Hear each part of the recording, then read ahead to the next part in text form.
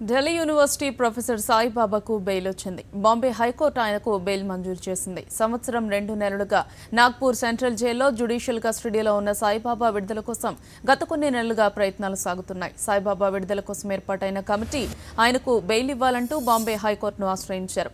ఆయన అనారోగ్య పరిస్థితిని వివరించిన సాయిబాబా తరపు లాయర్లు బెయిల్ మంజూరు చేయాలని విన్నవించారు. ఈ పిటిషన్ను పరిశీలించిన కోర్టు ఆయనకు 3 నెలల తాత్కాలిక బెయిల్ను మంజూరు చేసింది.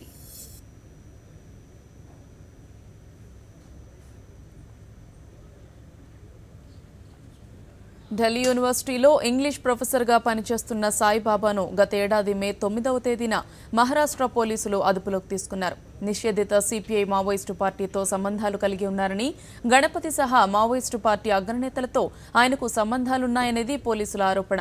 అంతేకాక మావోయిస్టు పార్టీ కోసం ఆయన పనిచేస్తున్నారని పేర్కొన్న మహారాష్ట్ర పోలీసులు గడ్చిరోలి జిల్లాలోని అడవిలో మావోయిస్టులతో కలిసి కుట్ర పన్నారని అభియోగం మోపారు. ఆరోపణలతో ఆయన అదుపులోకి తీసుకున్న మహారాష్ట్ర పోలీసులు నాగ్పూర్ సెంట్రల్ జైలుకు తరలించారు. నాటి నుంచి ఆయన జైల్లోనే ఉంటున్నారు. With that move.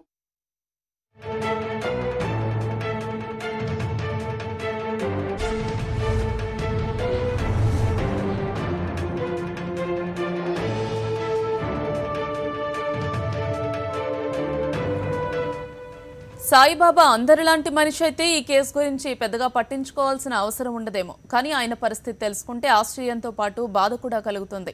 చిన్న వయసులోనే సోకిన పోలియో కారణంగా సాయిబాబా నడుము కింది భాగం చచ్చుబడిపోయింది. ఫలితంగా ఆయన పూర్తిగా చక్రాల కుర్చీకే పరిమితం కావాల్సిన పరిస్థితి.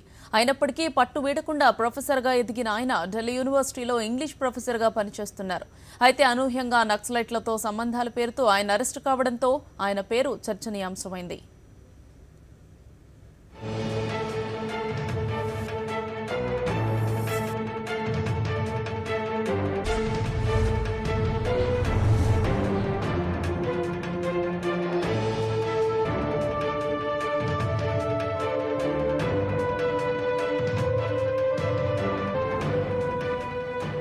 మావోయిస్టులతో సంబంధాల ఆరోపణలతో ప్రొఫెసర్ సాయిబాబా గత ఏడాది మేలో అరెస్టు కాగా నాటి నుంచి బెయిల్ పొందేందుకు ఆయన తరపు వాళ్లు చేసిన ప్రయత్నాలన్నీ విఫలమయ్యాయి.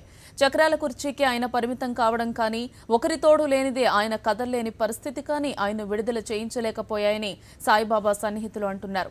గుండె జబ్బు, నరాల క్షీణత, రక్తపోటు, వెన్నెముక సంబంధిత వ్యాధులతో ప్రొఫెసర్ సాయిబాబా బాధపడుతున్నారని, అయినా వీటిని అధికారులు పట్టించుకోలేదని సాయిబాబా సన్నిహితులు తెలిపారు. చివరకు ఏడాది 2 నెలల తరువాత కానీ సాయిబాబాకు బెయిల్ మంజూరు కాలేదని, అది 3 నెలల తాత్కాలిక బెయిలేనని సాయిబాబా సన్నిహితులు తెలిపారు.